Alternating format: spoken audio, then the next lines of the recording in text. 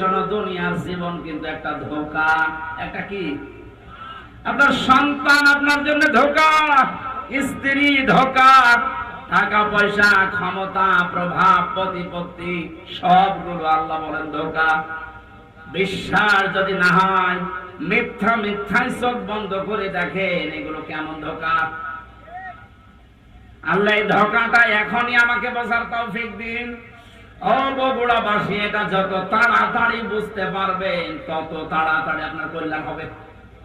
আপনি যদি এখনই বোঝেন যে হ্যাঁ এগুলো আসলে ধোঁকা, আপনার অন্যায় অবৈধ কাজের ভাগ দুনিয়ায় কেউ নেবে না, অথচ অবৈধ কাজ করে যা কামাই করবেন ওগুলো ভাগ নেওয়ার জন্য হাজারো মানুষ বসে আছে। এই ধোঁকা থেকে বাঁচার জন্য আল্লাহ রাব্বুল আলামিনের সাহায্য কামনা করা দরকার। আল্লাহ পাক আমাদেরকে জানিয়েছেন, আমি যে নামটা নিয়েছি রব, তোকে আস্তে আস্তে করে দুনিয়ার জীবনে এনে মুখটা পবিত্র করে রেখেছিলাম, তুই মুখটা আর পবিত্র রাখতে পারলি না। হারাম, অবৈধ এবং নাপাক জিনিস দিয়ে মুখটা অপবিত্র করে আমার কাছে আসলি। আমি তো শুধু নাম নিয়ে শেষ করে দেইনি, নামের কার্যকারিতা গুণাগুণ আমি আল্লাহ ওগুলো বাস্তবে বহন করি। আমি রাজ্জাক নাম নিয়েছি, শুধু নিয়েই শেষ করে দেইনি। রাজ্জাক নামের কারণে পৃথিবীর যত সৃষ্টি আছে সবাইকে আমি আল্লাহ রিজিক দেই। জোরে বলেন সুবহানাল্লাহ। রিজকের দায়িত্ব কার? আরো জোরে বলেন। জাহান্নাম থেকে বাঁচার দায়িত্ব কার? যেইটার দায়িত্ব আল্লাহ আমাদেরকে দিয়েছেন ওইটার বিষয়ে আমরা বেখবর হয়ে আছি, বেহুশ হয়ে আছি। আল্লাহ আমাদের আমলের, ঈমানের উপরে ভিত্তি করে আখিরাতে নাজাত দেবেন, এইটার কোনো খবর আমাদের নেই।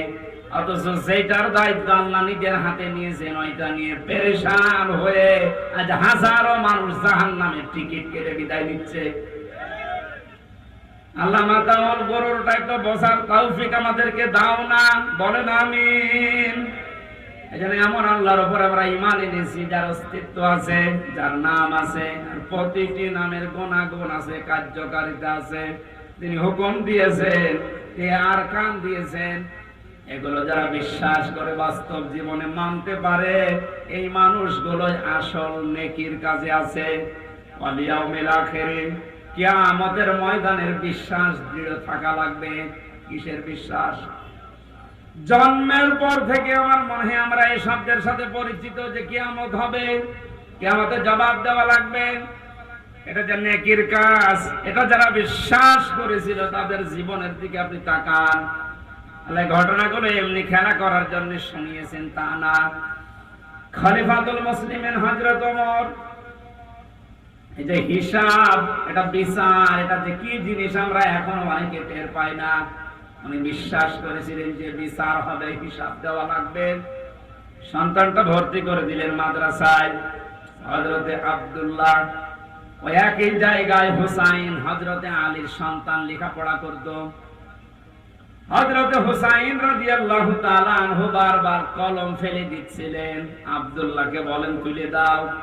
একবার, দুইবার, তিনবার তুলে দেওয়ার পর উনি বললেন, হুসাইন বারবার কলম ফেলে দাও, আমারে তুলতে বলো, আমি কি তোমার গোলাম, চাকর, খাদেম নাকি? হযরত হুসাইন মুখ ফসকে বলে ফেলেছেন, আব্দুল্লাহ তুমি শুধু চাকর না, তুমি খাদেম না, তুমি খাদেমের বাচ্চা, খাদেম। অথচ ওই সময় প্রেসিডেন্টের ছেলে বাড়িতে গিয়ে বলছে, আব্বা আমি আর মাদ্রাসায় যাব না, হুসাইন আমাকে গালি দিয়েছে, আমি নাকি খাদেমের বাচ্চা, খাদেম, তুমিও নাকি খাদেম, তুমি যদি বিচার না করো এই মাদ্রাসায় পড়ায় বন্ধ করে দেব।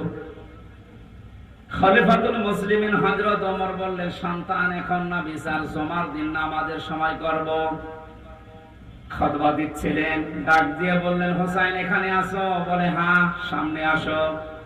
তুমি আমার সন্তানটাকে গালি দিয়েছো? বলে হ্যাঁ দিয়েছি। কেন দিলে?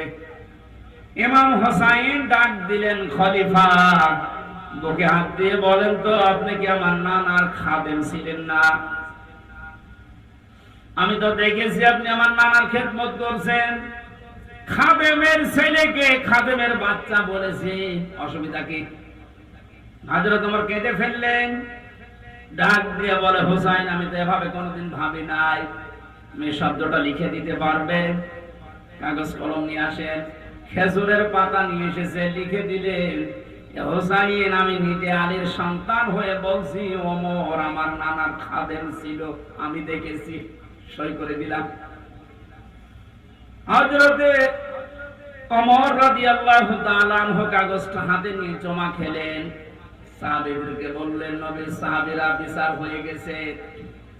হযরত আব্দুল্লাহ তো ছোট মানুষ, বলে, আব্বা তুমি তো বিচার শুরুই করলে না, কি করে হয়ে গেল? হযরত ওমর বলে, সন্তান যে বিচার করেছে দুনিয়া না, মরণের পরও কাছে রাখবে। আমি যখন মারা যাবে কাগজটা আমার কাফনের ভেতরে দিয়ে দিও।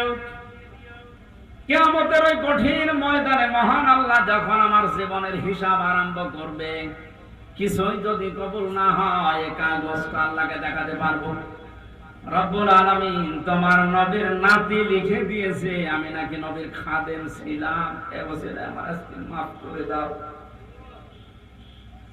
তাছাড়া জবাব দেওয়ার মতো কোন কাজ, কোন আমল আমার হাতে নেই, অথচ তাদের জীবনের যে নেকির কাজের বর্ণনা হাদিসে পাওয়া যায়। নবীজি বলেন, আকাশের তারকাকেও যদি গণনা করে একদিন শেষ করে ফেলতে পারবে, কিন্তু ওমর মুসলমান হওয়ার পরে যে নেকির কাজ করেছিল কোনদিন কেউ গণনা করে শেষ করতে পারবে না। এই মানুষটা যদি কিয়ামতে জবাব দেওয়া লাগবে, এই টেন্ডেন্সিতে এত ভয়ে থাকে, এত টেনশনে থাকে, আমাদের অবস্থান কোথায়? নেকির কাজ শুধু পশ্চিম দিকে মুখ করে নামাজ পড়লেই হয় না, আল্লাহর প্রতি ঈমান আনা, কিয়ামতে জবাব দেওয়া লাগবে, আল্লাহর সামনে দাঁড়িয়ে এই বিশ্বাস দৃঢ় করা, এটা নেকির কাজের মূল। এটা যতদিন পর্যন্ত আমাদের দেশের ১৬২৮ জন মানুষের ভেতরে বদ্ধমূল না হবে, এই দেশটা ততদিন দুর্নীতি মুক্ত হবে না। মালায়েকাতে ফেরেশতাদের বিশ্বাস করা, আল কিতাবে কিতাবে বিশ্বাস করা, অন্নবীয়িন নবীদেরকে বিশ্বাস করা, ওয়া কাল মালা আলা হুব্বিহি যাবিল কুরবা, আল্লাহর মহব্বতে নিজের সম্পদ চাহিদা থাকার পরও যারা নিকট আত্মীয় স্বজনের জন্য ব্যয় করে। ও বাংলার জনগণ, এই গুণটা আজ বাংলাদেশে কার ভেতরে আছে আপনি তাকান। নিজের প্রয়োজন থাকার পরেও নিজের সম্পদ যারা নিজের নিকট আত্মীয়, এতিম মিসকিন অসহায় বন্যাগ্রস্ত মানুষদের পাশে যারা দাঁড়ায়, এই মানুষগুলো আল্লাহর ভাষায় সত্যবাদী, এরাই মুত্তাকি। মুত্তাকি সত্যবাদী খোঁজার জন্য আমেরিকায় যাওয়া, সৌদি আরবে যাওয়া দরকার নেই। এই 10টা গুণ যে বলছি একটা একটা করে আপনি মিলান। দুনিয়ায় যারা নামাজ কায়েম করার জন্য চেষ্টা চালায়, সম্পদ থাকলে যারা যাকাত দিয়ে দেয়, যারা ধৈর্য ধারণ করে বিপদে আপদে মুসিবতে, দুনিয়ায় কোন বিষয় যদি একবার ওয়াদা দিয়ে ফেলে, জীবন চলে গেলেও তারা ওয়াদা রক্ষা করে। উলাইকাল্লাযীনা সাদাকু ওয়া উলাইকা হুমুল মুত্তাকুন। কোরআনে কারীমের সূরা বাকারার 177 নম্বর আয়াতের শেষে আল্লাহ জানিয়েছেন, এরাই ঈমানের দাবিতে সত্যবাদী, আর এরাই হচ্ছে আমি আল্লাহর নিকটে মুত্তাকি। জোরে বলেন সুবহানাল্লাহ। আল্লাহ কোরআনের এই আয়াতগুলো আমাদের জীবনে সেট করার তৌফিক দিন, বলেন আমিন। মাহফিলটা মাদ্রাসার উদ্যোগে, ওনাদের টাকা পয়সা কালেকশন হয়নি, যারা টাকা পয়সা এনেছিলেন দিতে পারেননি, এটা দয়া করে দিয়ে যান। ওনারা ঋণী হয়ে গেলে মাহফিল আর হবে না। এখানে ভলান্টিয়ারদের উনি ডাকতেছেন, যদি ভলান্টিয়ার থাকে, আমার আসলে গলায় তো পারছে না, ওই ভাইকে দায়িত্ব দিলাম, একটু বলেন তো ভাই। সম্মানিত হাজির, আপনারা জানেন প্রায় বহুল এক মাহফিল হচ্ছে আমাদের আমির হামজা ভাই, অত্যন্ত গুরুত্বপূর্ণ আলোচনা। আপনাকে বসে এর মনোযোগ হবে ভাই। আমাদের ভলান্টিয়ার ভাইরা কাপড়ে যাচ্ছে। আল্লাহর ঘোষণা, ওহে ঈমানদারেরা, আল্লাহ কোন বেঈমানকে ডাক দিয়েছেন এখানে? তাহলে যদি কোন বেঈমান থাকেন আপনি চলে যান, কারণ এই আয়াত আপনার জন্য, আপনার জন্য আলাদা আয়াত আছে। বেঈমানের জন্য আল্লাহর ডাক ছিল, ইয়া আইয়ুহাল্লাযীনা কাফারু হে কাফেরেরা, হে বেঈমানেরা, এখানে কোন কাফের আছে? আমরা সব ঈমানদার। আমরা কি? এখন আমার ভেতরে ঈমান আছে কিনা এটা পরীক্ষা করার থার্মোমিটার আছে। সাহাবী প্রশ্ন করলেন, হে নবী, আমার ভেতরে ঈমান আছে কিনা আমি কিভাবে বুঝতে পারবো, কিভাবে টের পাবো? আমি তো নামাজ আদায় করি, রোজা রাখি, কাবা শরীফ তাওয়াফ করি। আল্লাহর নবী বলেন, যত দুইটা কাজ তোমার ভেতরে দেখতে পাও, ইজা সাররাতকা হাসানাতুকা ওয়া সাআতুকা সাজ্জিয়াতুকা, যখন কোনো ভালো কাজ, সমাজ উন্নয়নমূলক কাজ, আল্লাহর পক্ষের, রাসূলের পক্ষের, দ্বীনের পক্ষের কোন কাজ হয়, ওইটা দেখে যখন তোমার ভালো লাগে, আনন্দ লাগে, আর যখন তোমার অন্যায় কাজ দেখলে কষ্ট লাগে, তখন বুঝবে তোমার ঈমান আছে। ও বগুড়াবাসী, হাদিসটা সামনে রেখে বলেন তো, বাংলাদেশে ভালো কাজ সবার কাছে ভালো লাগে? না না। অন্যায় কাজ সবার কাছে খারাপ লাগে। আপনি নিজেই নিজেকে পরিমাপ করতে পারবেন আসলে আপনার ঈমান আছে কিনা। এখন যদি মনে করেন কি আমি শেরপুর মসজিদের সভাপতি, আমার ঈমান নেই, মানে আমি তো শেরপুরের সভাপতি, আর আবু সাহেব ছিল কাবা শরীফের সভাপতি, তার হিসাবে আপনার কোন খবর আছে? শেরপুর বাংলাদেশে কয়জন চেনে? আর কাবা শরীফ সেই জায়গার সভাপতি হয়েও বেঈমান ও জাহান্নামে গেছে, আর আপনি শেরপুরের সভাপতি হয়ে বগল বাজাচ্ছেন যে আমার ঈমান নেই। মানে ভালো কাজ যার কাছে আনন্দ লাগে না, অন্যায় দেখলে যার কাছে কষ্ট লাগে না, সে যেই হোক ওটা বেঈমান। ঈমান আছে কিনা হামজারে জিজ্ঞাসা করা লাগবে, আপনি নিজে টের পাচ্ছেন। সুতরাং ঈমান যাদের আছে, হাদিস অনুযায়ী আল্লাহ পাক তাদেরকে ডাক দিলেন, হে ঈমানদারেরা। আমি আয়াতের তাফসীর পড়তে গিয়ে পেয়েছি 89 জায়গায় আল্লাহ পাক এই শব্দটা কোরআনে দিয়েছেন।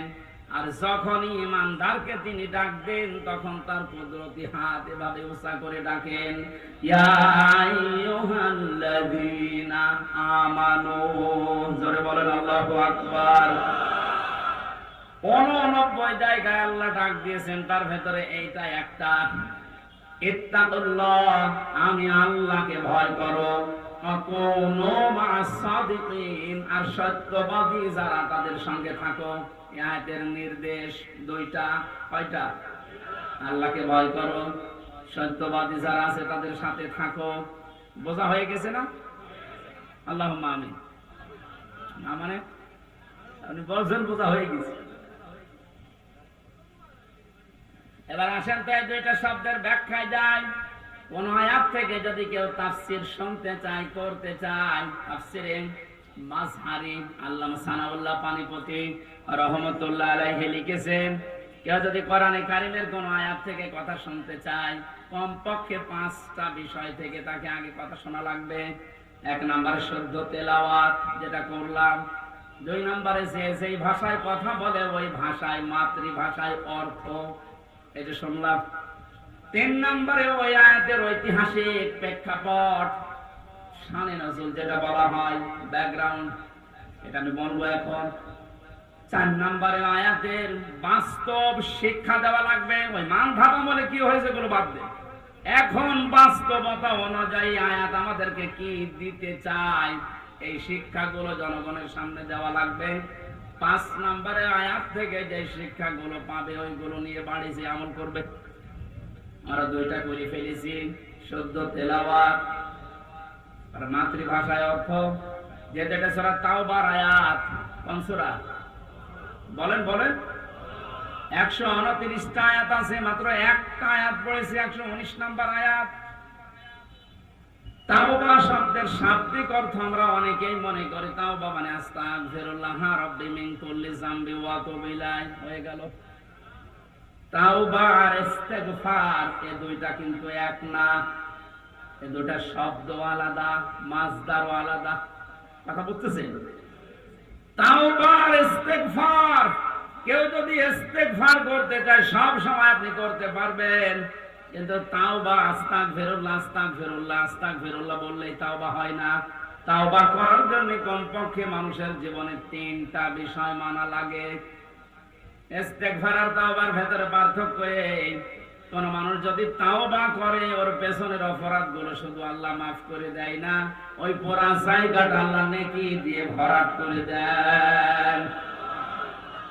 এখানে যারা এসেছি আজকে আমরা শুধু ইস্তেগফার না, তাওবা করার মতো তাওবা করে বাড়ি যাব।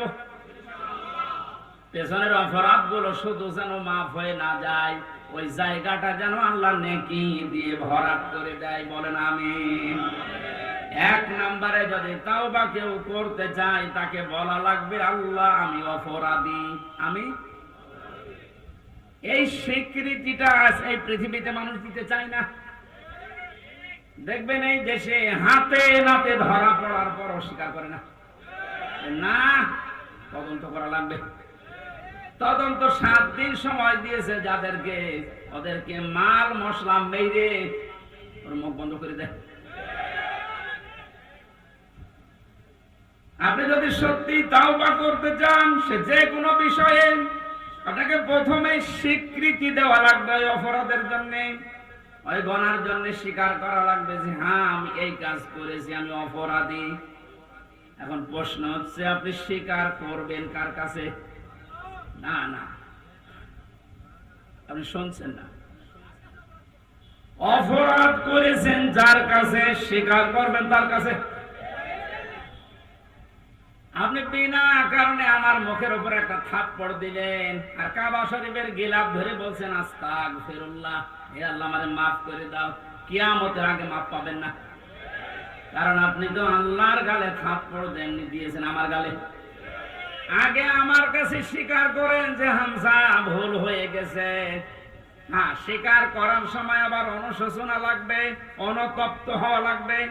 আপনি যদি একেবারে মুড নিয়ে বলেন ওই হামজা মাফ কর, মাফ হবে? আপনার প্রতি রাগ যা ছিল আমার আরো বেড়ে যাবে। আমি আবার বলছি দ্বিতীয় পয়েন্টটা, তাওবা যদি কেউ সত্যি করতে চায়, ওই মানুষটা অপরাধ করবে যার কাছে, স্বীকার করবে তার কাছে। আপনি অপরাধ যদি আপনার স্ত্রীর কাছে করে থাকেন, অবশ্যই স্বীকার করবেন স্ত্রীর কাছে, এটা কোনো দোষের কিছু না। স্ত্রীর কাছে দোষ করেছে আর শ্বশুরের কাছে বলছে শ্বশুর আমারে মাফ করে দেন, হবে না। বিনা কারণে আপনি আমাকে পুলিশের হাতে তুলে দিলেন, আমি কিছুই জানি না ওই বিষয়ে, আর আপনি মাফ চাচ্ছেন মসজিদে নামাজ পড়ে, কিয়ামতের আগে মাফ পাবেন না। এইটা মনে হয় এলাকায় আছে। আমার ভাইরা এই জন্য তাওবা, বিভিন্ন পীরের দরবারে গেলেই বলে তাওবা করো আস্তাগফিরুল্লাহ। এটা তো বাক্য, শর্ত আপনাকে মানা লাগবে, স্বীকৃতি দেওয়া লাগবে যে আল্লাহ আমি অপরাধী, অপরাধ করেছেন যার কাছে, স্বীকার করবেন তার কাছে। 2 নম্বরে অনুতপ্ত হয়ে অনুশোচনা নিয়ে। 3 নম্বরে জীবনে এই কাজ আমি আর কোনোদিন করব না, জীবনের মতো ফিরে আসলাম। এই 3টা শর্ত যদি কেউ মেনে নিতে পারে, আল্লাহ পাক বলেন ওর পেছনের অপরাধ শুধু মাফ হবে না, ফাউলাইকা ইউবাদদিলুল্লাহু সাইয়্যাতিহিম হাসানাত। ওর পেছনের পুরা অপরাধ আল্লাহ মাফ করে দিয়ে পুরা জায়গাটা নেকি দিয়ে পাল্টিয়ে দেবেন। বলেন সুবহানাল্লাহ। সূরা তাওবা থেকে যখন কথা শুনছি, আল্লাহ এই তাওবা যেন আমাদের নসিব করেন। এবার আমরা ব্যাখ্যায় যাচ্ছি। আল্লাহ পাক ঈমানদারকে ডাক দিয়ে তাকে ভয় করার জন্য আহ্বান জানিয়েছেন, আদেশ দিচ্ছেন। এখন ভয় কি? জন্মের পর থেকে শব্দটা আমিও শুনছি যে আল্লাহকে ভয় করো, আল্লাহকে ভয় করো। কি এটা? কি তাকওয়ার যে ব্যাখ্যাগুলো আমরা বলি, আধুনিক ব্যাখ্যা হচ্ছে যে যেই বিষয়ে কাজে আছে ওই বিষয়ের জ্ঞান অর্জন করে প্রশিক্ষণ নিয়ে ওই কাজ আঞ্জাম দেওয়ার নাম হচ্ছে তাকওয়া। আমি আবার বলছি, যে যেই কর্মজীবনে আছেন, যে যে জায়গাটা দখল করে আছেন, ওই বিষয়ের উপরে জ্ঞান অর্জন করে দক্ষতা প্রশিক্ষণ নিয়ে ওই কাজে আঞ্জাম দেওয়ার নাম হচ্ছে তাকওয়া। না ওই আমি আবার বলছি, তাকওয়া মানে শুধু আমার মতো জুব্বা গায়ে দিয়ে বড় পাগড়ি গলায় নিয়ে হাতে তসবিহ নিয়ে শুধু সুবহানাল্লাহ সুবহানাল্লাহ বলা না। তাকওয়া মানে যে যেখানে আছেন ওই জায়গায় ওই জায়গার জ্ঞান অর্জন করে দক্ষতা প্রশিক্ষণ নিয়ে দক্ষতা অর্জন করে ওই কাজ আঞ্জাম দেওয়ার নাম তাকওয়া। এটা যদি আজ বাংলাদেশে থাকতো আমরা অনেক উপরে চলে যেতাম। অধিকাংশ মানুষকে এমন দায়িত্ব পালন করতে দেখা যায় ও বিষয়ে কোনোদিনের পড়াশোনা নেই, দক্ষতা নেই, প্রশিক্ষণ নেই, আন্দাজে ওই কাজে হাত দিয়ে তার 12টা বাজায় আরো বেশি। নিচে নামা লাগবে? ঠিক আছে। তাকওয়ার দ্বিতীয় ব্যাখ্যা হচ্ছে আল্লাহর নিষিদ্ধ কাজগুলো জানার পরে শুধু ছেড়ে দেওয়া না, ঘৃণা করে ছেড়ে দেওয়ার নাম তাকওয়া। কথা বুঝতেছে? আল্লাহ আমাদেরকে তাকওয়া অর্জন করার মাধ্যমে 9টা উপকার করতে চেয়েছেন। দুনিয়াতে কেউ যদি তাকওয়াবান হতে পারে, তাকওয়া মানে কি শুধু জুব্বা গায়ে দেওয়া, শুধু জিকির করা, যেখানে যেই কাজে আপনি হাত দিয়েছেন, হ্যাঁ আপনি লেবার, কোনো অসুবিধা নেই, আপনি গাড়ি সারেন মনে করেন, গাড়ির মিস্ত্রি, ওই বিষয়ের উপরে লেখাপড়া করে ওই বিষয়ে প্রশিক্ষণ নিয়ে দক্ষতা অর্জন করে ওই কাজকে সুচারুরূপে আঞ্জাম দেওয়ার নাম কি? আরো জোরে বলেন। আর চাইনার দিকে তাকান, দিন দিন উন্নতি এমনি করছে, এইটা থাকার কারণে ওরা যে যে বিষয়ের উপরে দক্ষতা অর্জন করে লেখাপড়া। আমি জেলে যখন ছিলাম 3টা বছর, কয়েকজন চাইনিজ আমার সাথে ছিল। ওরা কি টাকা পয়সার ঝামেলার কারণে ধরা পড়েছিল, দিয়েছে আমার পাশের রুমে। ভাষা তো বুঝতাম না, কিন্তু কর্মদক্ষতা, ওদের যে কাজ কারবার ভেতরে এত বুদ্ধি, জীবনে কোনোদিন কল্পনাও আসে না যে এই পানির বোতল দিয়ে এই কাজ করা যায়। ও ছাতা ওইটা করে দেখাচ্ছে। তো এই বিষয়ের উপর ওদের লেখাপড়া আছে, কর্মদক্ষতা আছে এবং প্রশিক্ষণ নিয়েছে, এই জন্য দিন দিন ওরা উপরে উঠতেছে। আজ আমরা ওদের মতো যদি তাকওয়াটা বুঝতাম আর বাস্তবে কাজে লাগাতাম, আমার মনে হয় যে ষড়যন্ত্র কয়েকদিন আগে প্রধানমন্ত্রী শেখ হাসিনা যে আশঙ্কা করেছে বাংলাদেশ নিয়ে, পার্বত্য চট্টগ্রামের কয়েকটা জেলা, মায়ানমারের কিছু অংশ আর ইন্ডিয়ার কিছু অংশ নিয়ে সাদা চামড়ার যারা আছে তারা কিন্তু গোপন আন্দোলন চালাচ্ছে। এটা একটা স্বাধীন খ্রিস্টান রাষ্ট্র ঘোষণা দেবে। প্রধানমন্ত্রী 14 দলের সাথে গোপন বৈঠক করে যে কয়েকটা কথা শেষের দিকে জানিয়েছে, তার ভেতরে এটা একটা। ওনারে আশঙ্কা যদি সত্যি হয়, আপনি চর্মচোখে দেখবেন এদের ভাগ হয়ে সুদানের মতো, দক্ষিণ সুদান, পূর্ব তৈমুরের মতো খ্রিস্টান একটা স্বাধীন রাষ্ট্র এই এলাকায় চলছে। এটা খুব ভালো সংবাদ নাকি? আমাদের কর্মদক্ষতা, তাকওয়ার এই ব্যাখ্যা যেটা আধুনিক ভাবে করা দরকার, এটা আমাদের করা দরকার। আল্লাহ আমাদেরকে ওই পর্যায়ে যাওয়ার তৌফিক দেন, বলেন আমিন। যে যে বিষয়ে আপনার ছেলেটা, আপনার মেয়েটা যে বিষয়ে অভিজ্ঞতা ছোটকাল থেকে দেখবেন যেদিকে মন আছে, ওই বিষয়ে আপনি তাকে তুলে দিন। সবাইকে আলেম হওয়া লাগবে, সবাইকে ইঞ্জিনিয়ার হওয়া লাগবে না। যে যে বিষয়ের দিকে যেতে চায়, ধাবিত হতে চায়, ভালোবাসে, ওই বিষয়ে যেন জ্ঞান অর্জন করার জন্য রাস্তা পায়, তাকে ব্যবস্থা করে দেন। ও কর্মদক্ষতা অর্জন করে ও প্রশিক্ষণ নিয়ে ওই কাজকে সুচারুরূপে আঞ্জাম দিতে থাকলে দুনিয়া এবং আখিরাত দুইটাই আমাদের জন্য সফল হবে ইনশাআল্লাহ। আমি যে 9টা উপকারের কথা বলতে চাচ্ছিলাম, যেহেতু আর 10 যা কারেন্ট চলে গেল, আমি তো মনে করছিলাম এখনো 10 মিনিট থাকবে। জেনারেটর আছে? এই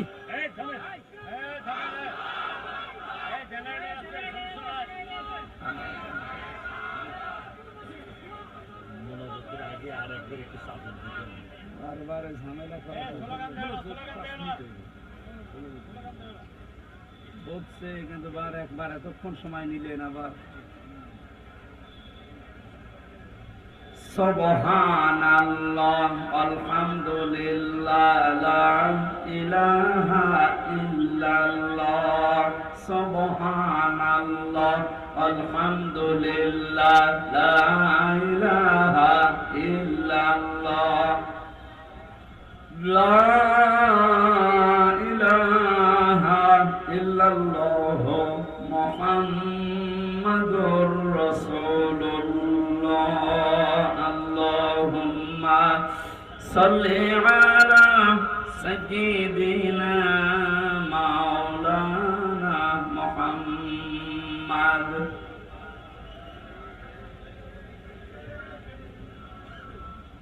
হাবিবানা মুহাম্মাদ। আমার ভাইরা, 9টা উপকারের ঘোষণা দিয়েছেন আল্লাহ। দুনিয়াতে কেউ যদি তাকওয়া অর্জন করতে পারে, 1 নম্বরে ওই লোকটা যদি বিপদে পড়ে, মহান আল্লাহ এমন জায়গা থেকে তাকে সাহায্য পাঠায় যার কল্পনা কোনোদিন তার হৃদয়ে আসে নাই। জোরে বলুন সুবহানাল্লাহ। এটা আজ দেখতে আমাদের বহু বাকি। এটা যারা দেখতে পেয়েছিলেন তাদের ঈমান আমি দেখেছি।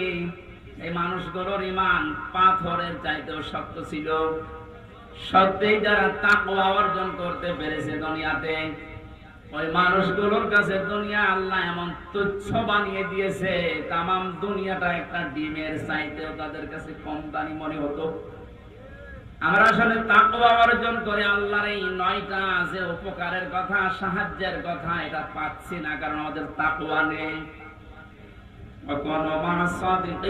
তোমরা সত্যবাদী যারা, সত্যপন্থী যারা, তাদের সঙ্গে থাকবে। সত্যবাদী কারা? এই দেশে একটা ভুল ধারণা চালু আছে। কিছু কিছু দৃশ্য দেখলে আমরা মনে করি এগুলো সত্যপন্থী, এগুলোই হক্কান, এগুলোই হক্কানি। অনেকে নিজেকে দাবিও করছে যে আমরা হক্কানি দরবারের লোক। কোরআনে কারিমে সূরা তাওবার 119 নম্বর আয়াতের শেষের অংশের ব্যাখ্যা আল্লাহ দুনিয়ায় কারো কাছে ছেড়ে দেয়নি যে 2 বেলা জিকির করলে সেই লোকটা সত্যবাদী, 5 ওয়াক্ত নামাজ পড়লে সেই লোকটা সত্যবাদী, বছরে একবার হজ করে আসলে সেই লোকটা সত্যবাদী না। আল্লাহ পাক বলেন সত্যবাদী হওয়ার জন্য 10টা গুণ দুনিয়াতে তোর ভেতরে থাকা লাগবে। কয়টা? আরো জোরে বলেন। বগুড়াবাসী, আপনি এখন থেকে আমি সহ প্রত্যেকেই মিলাবো আল্লাহর বর্ণনা অনুযায়ী 10টা গুণ আমার ভেতরে আছে কিনা। আল্লাহ ব্যাখ্যা দিচ্ছেন সূরা বাকারার 177 নম্বর আয়াতে, লাইসাল বিররা আন তুওয়াল্লু ওয়াজুহাকুম কিবালাল মাশরিকি ওয়াল মাগরিবি ওয়ালাকিন্নাল বিররা মান আমানা বিল্লাহ। আল্লাহ পাক বলেন শুধু পূর্ব দিকে, পশ্চিম দিকে মুখ ঘুরিয়ে সিজদা দিলেই নাকি না। আসল নেকির কাজ হচ্ছে আল্লাহর প্রতি ঈমান আনা। কার প্রতি? প্রশ্ন আসতে পারে, হুজুর আমার ঈমান আছে, আমি আল্লাহকে বিশ্বাস করি না। কেউ যদি আল্লাহকে বিশ্বাস করে এই কথা বলতে চায়, কমপক্ষে 4টা বিষয় দুনিয়াতে তার ভেতরে পাওয়া যাবে। আপনি এবার মিলান তো আপনার ভেতরে আছে কিনা। ওই যে কায়দায় পড়িয়েছিল হুজুররা ছোটবেলায়, মাওলানা কায়দায় পড়িয়েছে আমাদেরকে, আমানতু বিল্লাহি কামা হুয়া বিআসমাইহি ওয়া সিফাতিহি ওয়া ক্বাবিলতু জামিআ আহকামিহি ওয়া আরকানি। পড়াননি? মানে বলতে চেয়েছে আমানতু বিল্লাহ, যারা বলে আল্লাহ আমি তোমাকে বিশ্বাস করি, প্রথমে আপনাকে স্বীকার করাচ্ছেন কামা হুয়া, আমি এমন আল্লাহকে বিশ্বাস করি যার অস্তিত্ব আছে। কি আছে?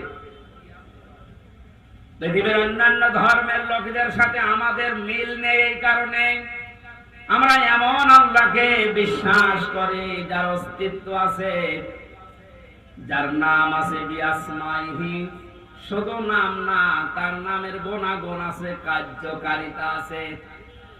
আল্লাহর নাম আমরা অনেকেই জানি 99টা, আল্লাহর নাম 5000-এর উপরে। প্রতিটি নাম আল্লাহ নিয়েছেন, ওই নামগুলোকে গুণাগুণ দিয়ে কার্যকারিতা হিসাবে আমাদের দেখিয়েছেন। আল্লাহ রব নাম নিয়েছেন, এই কারণে নেই থেকে পূর্ণতায় আমাদেরকে পৌঁছিয়ে দিয়েছেন এই রব নামের কারণে। কথা বলেন না কেন? মায়ের বীর গভীরে যখন বাবার এই বীর্যটা দ্রুত গতিতে যে আশ্রয় নেয়, আল্লাহ রাব্বুল আলামিন বলেন যে নেই থেকে আস্তে আস্তে হামজা পর্যন্ত বানালাম। এই যে নেই থেকে পূর্ণতায় যিনি প্রতিটি জিনিসকে পৌঁছিয়ে দেন, আরবিতে তার নাম বলা হয় রব। এই নামটা আল্লাহ নিয়েছেন, এই কারণে হামজা এখানে বসে আছে। আমার বাবার স্ফুলিঙ্গ দিয়ে দ্রুত গতিতে আমার মায়ের রেহেমের ভেতরে যে পানিটা গিয়েছিল, বিজ্ঞান এখন দেখাচ্ছে ওই 1 ফোঁটা নাপাক পানির ভেতরে 40,000 হামজা তৈরি হওয়ার ক্ষমতা ছিল। হয়তো 40,000 ওই পর্যন্ত তৈরি হয়ে দুনিয়া আসতে পারত, কিন্তু কেউ পর্যন্ত যেতে পারেনি। জরায়ের দেওয়ালের সাথে ধাক্কা লেগে অনেকে পড়ে গেছে, অনেকে মারা গেছে। আমি হামজা একা ওই জায়গায় গিয়ে 40 দিনে শুধু পাল্টিয়েছি। আমি নুতফা, মুদগা, আলাকা এগুলো হতে হতে 6 মাসের পরে চামড়া দিয়ে বডি দিয়ে স্ট্রাকচার তৈরি করে আমার ভেতরে আল্লাহর রূহ দিয়ে একটা আকৃতি দিয়েছেন। ওয়াল্লাযী ইউসাউবিরুকুম ফিল আরহামি কাইফা ইয়াশা। আল্লাহ পাক বলেন তিনি সে আল্লাহ যিনি মায়ের রেহেমের ভেতরে তোমার এই আকৃতিটা বানিয়েছেন। তোমার মার বাবার পক্ষ থেকে 8টা জিনিস ওই নাপাক পানি দিয়ে আল্লাহ বানিয়েছিলেন। চুল, রগ, হাড় আর পর্দা, রক্ত, গোশত, চর্বি আর চামড়া। আল্লাহ পাক বলেন আমার নাম যে রব, এই কারণে আমি আল্লাহ নিজে 5টা জিনিস তোকে দিয়েছি হামজা। ওয়া জাআলা লাকুমুস সামাআ ওয়াল আবসার ওয়াল আফিদা ইলা আখিরি আয়াত। এটা সূরা নাহলের 78 নম্বর আয়াতের মাঝের অংশে আছে।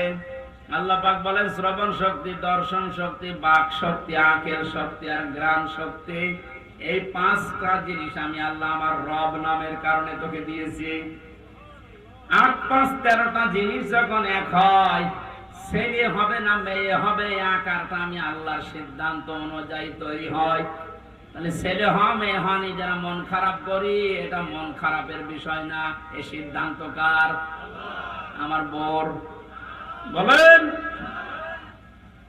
ছেলে হলে মেয়ে হলে যারা মন খারাপ করে স্ত্রীর উপরে, প্রকার আনতে তারা যেন আল্লাহর সিদ্ধান্তের উপরে নারাজ।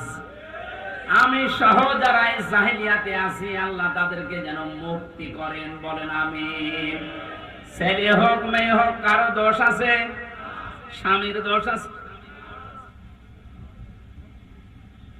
আল্লাহ রাব্বুল আলামিন বলেন 8, 5, 13টা জিনিস যখন এক হয়ে যায়, 6 মাস পার হয়ে যাওয়ার পরে একে আমি দুনিয়াতে আস্তে করে বের করার সিদ্ধান্ত নেই। আল্লাহু আখরাজাকুম মিন বুতুনি উম্মাহাতিকুম লা তা'লামুনা শাইআ। মায়ের পেট থেকে আস্তে করে দুনিয়ার ময়দানে আমি আল্লাহ তোকে নিয়ে আসলাম। এমন অবস্থায় নিয়ে এসেছিলাম যখন কিছু খেতে পারতিস না। এই জন্য আমি আল্লাহ তোর মায়ের স্তনে 6 মাস আগেই তোর জন্য খাবার আমার রব নামের কারণে গরম করে রেডি করে রেখেছি। মায়ের স্তনের ভেতরে যদি একটা বোটা দিতাম, চষা মারলে অনেকগুলো দুধ এসে তোর কচি কণ্ঠ আটকে যেত, মরে যেতে, শ্বাস নিতে পারতে না। আমি যে রব নামটা নিয়েছি এই কারণে মায়ের ওই স্তনে সূক্ষ্ম সূক্ষ্ম 32টা ছিদ্র দিয়েছি। একবার চষা দিলে যেন একবার এই দুধগুলো এসে তোর মুখের ভেতরে প্রবেশ না করে, ওই জায়গায় জমা হয়ে সূক্ষ্ম সূক্ষ্ম 32টা ছিদ্র দিয়ে আস্তে আস্তে করে এসে তোর জীবন আমি বাঁচিয়েছি। আমি রব নামটা খেলা করার জন্য নেয়নি।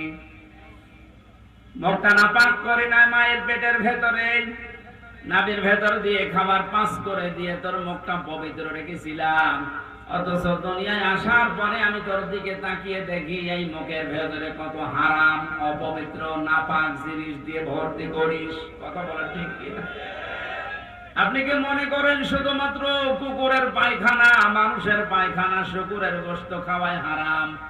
ভাইয়ের জমি যারা, বোনের জমি যারা জাল দলিল করে ফাঁকি দিয়ে লিখে নেয়, ওইটাও কুকুরের মাংসের মতোই হারাম। যারা মেয়ের জমি ফাঁকি দিয়ে ছেলেকে লিখে দিয়েছেন, আপনি বিশ্বাস করতে পারেন জাহান্নামের টিকিট আপনার একটা বুক করা হয়ে গেছে। শরীক ফাঁকি দেওয়া মানুষ বগুড়ায় নেই, এই কথা বলুন। যারা শরীক ফাঁকি দিয়েছেন, আপনার ইবাদত কবুল বন্ধ হয়ে গেছে, আগে ওইগুলো ফেরত দেবেন। আজকের বাড়িতে বোনের সম্পদ আগে ফেরত দেবেন, তারপর আপনি নামাজ পড়া আরম্ভ করবেন। এখন যদি বলেন সাদা তো ফেরতও দিতে পারি না, নামাজও কবুল হয় না, ও নামাজই পড়বো না। আপনি নামাজ না পড়লে আল্লাহর ক্ষমতা হারিয়ে যাবে।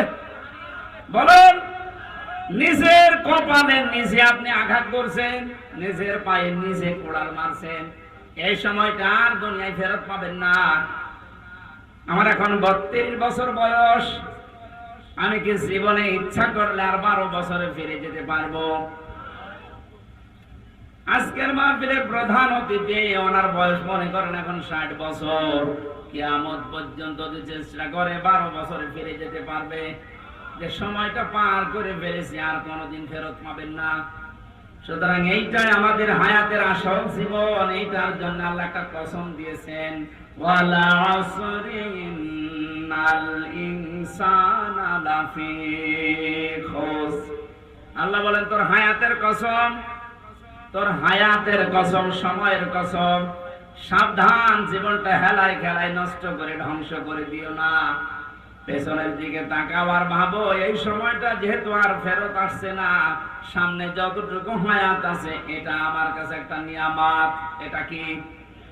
ফামান সুহসিহা আনিন নার ওয়া উদখিলাল জান্নাতা ফাকাদ ফাজ ওমাল হায়াতুদ দুনিয়া ইল্লা মাতাউল গুরুর।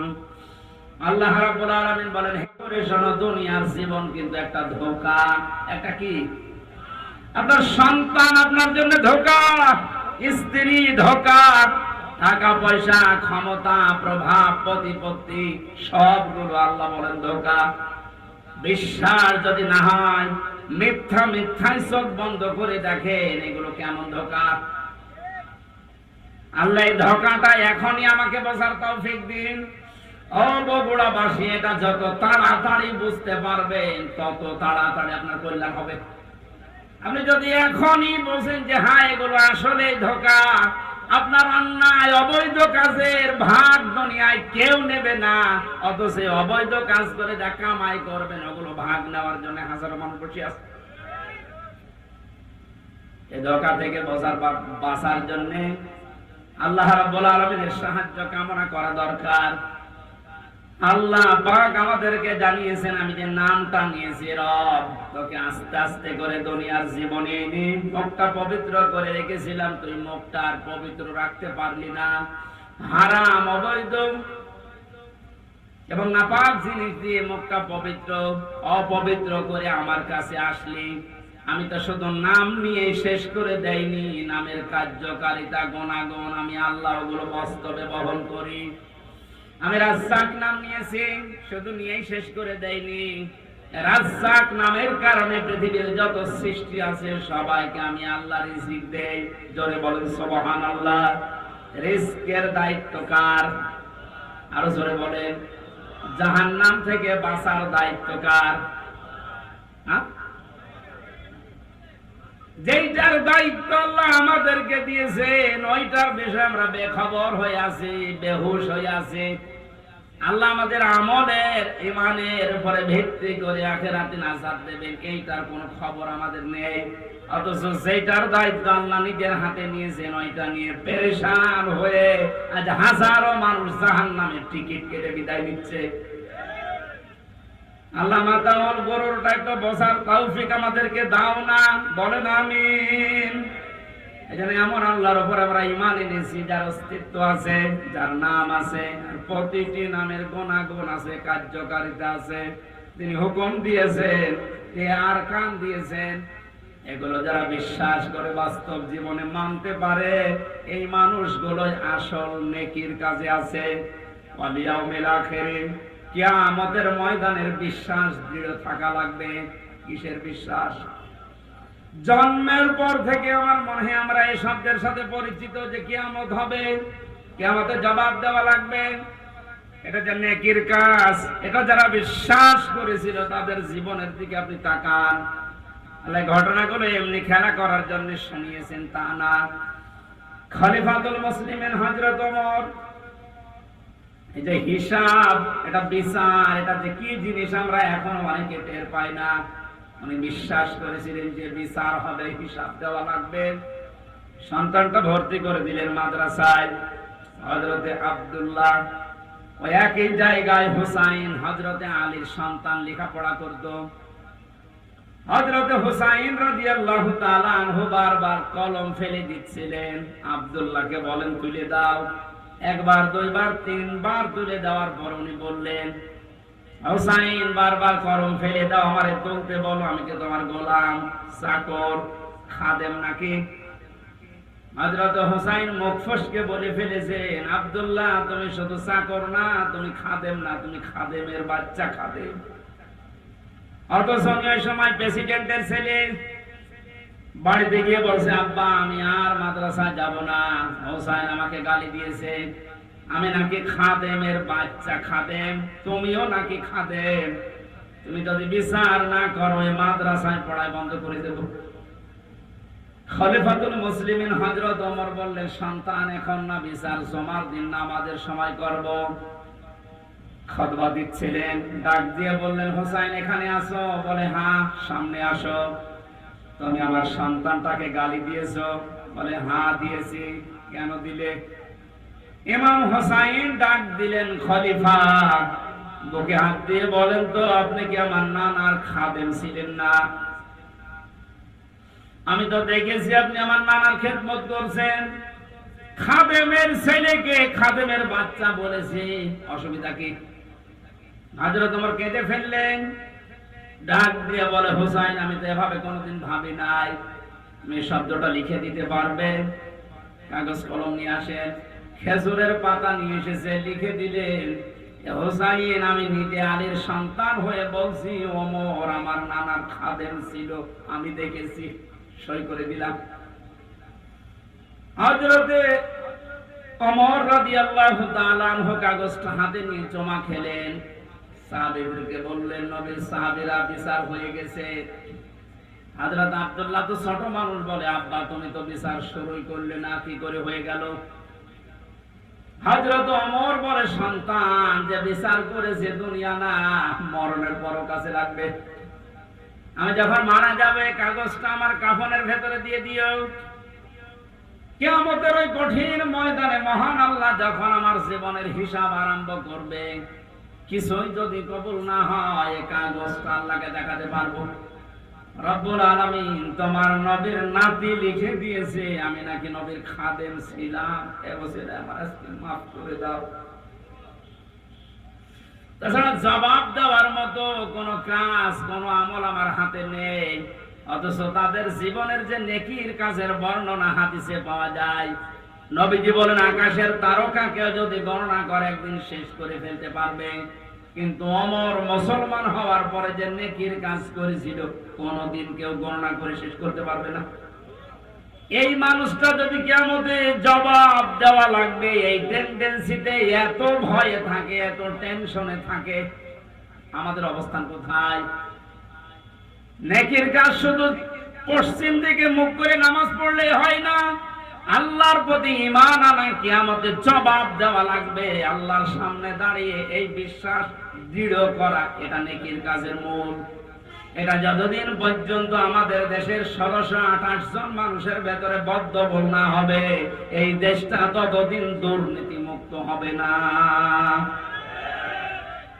মালায়েকাতে ফেরেশতাদের বিশ্বাস করা, আল কিতাবে কিতাবে বিশ্বাস করা, অন্নবীর নবীদেরকে বিশ্বাস করা, ওয়া তাল মালা আলা হুব্বিহি যাবিল কুরবা, আল্লাহর মহব্বতে নিজের সম্পদ চাহিদা থাকার পরও যারা নিকট আত্মীয় স্বজনের জন্য ব্যয় করে, ও বাংলার জনগণ, এই গুণটা আজ বাংলাদেশে কার ভেতরে আছে আপনি তাকান। নিজের প্রয়োজন থাকার পরেও নিজের সম্পদ যারা নিজের নিকট আত্মীয়, এতিম, মিসকিন, অসহায়, বন্যাগ্রস্ত মানুষদের পাশে যারা দাঁড়ায়, এই মানুষগুলো আল্লাহর ভাষায় সত্যবাদী, এরাই মুত্তাকি। মুত্তাকি সত্যবাদী খোঁজার জন্য আমেরিকায় যাওয়া, সৌদি আরবে যাওয়া দরকার নেই। এই 10টা গুণ যে বলছি একটা একটা করে আপনি মিলান। দুনিয়ায় যারা নামাজ কায়েম করার জন্য চেষ্টা চালায়, সম্পদ থাকলে যারা যাকাত দিয়ে দেয়, যারা ধৈর্য ধারণ করে বিপদে আপদে মুসিবতে, দুনিয়ায় কোনো বিষয় যদি একবার ওয়াদা দিয়ে ফেলে, জীবন চলে গেলেও তারা ওয়াদা রক্ষা করে। উলাইকাল্লাযীনা সাদাকু ওয়া উলাইকা হুমুল মুত্তাকুন। কোরআনে কারীমের সূরা বাকারার 177 নম্বর আয়াতের শেষে আল্লাহ জানিয়েছেন এরাই ঈমানের দাবিতে সত্যবাদী, আর এরাই হচ্ছে আমি আল্লাহর নিকটে মুত্তাকি। জোরে বলেন সুবহানাল্লাহ। আল্লাহ কোরআনের এই আয়াতগুলো আমাদের জীবনে সেট করার তৌফিক দিন, বলেন আমিন। এই মাহফিলটা মাদ্রাসার উদ্যোগে, ওনাদের টাকা পয়সা কালেকশন হয়নি, যারা টাকা পয়সা এনেছিলেন দিতে পারেননি, এটা দয়া করে দিয়ে যান। ওনারা ঋণী হয়ে গেলে মাহফিল আর হবে না। এখানে ভলান্টিয়ারদের উনি ডাকতেছেন, যদি ভলান্টিয়ার থাকে। আমার আসলে গলায় তো পারছে না, ওই ভাইকে দায়িত্ব দিলাম, একটু বলেন তো ভাই। সম্মানিত হাজির, আপনারা জানেন প্রায় বহুল এক মাহফিল হচ্ছে আমাদের আমির হামজা ভাই অত্যন্ত গুরুত্বপূর্ণ আলোচনা। আপনাকে বসে এর মনোযোগ হবে ভাই, আমাদের ভলান্টিয়ার ভাইরা কাপড় যাচ্ছে।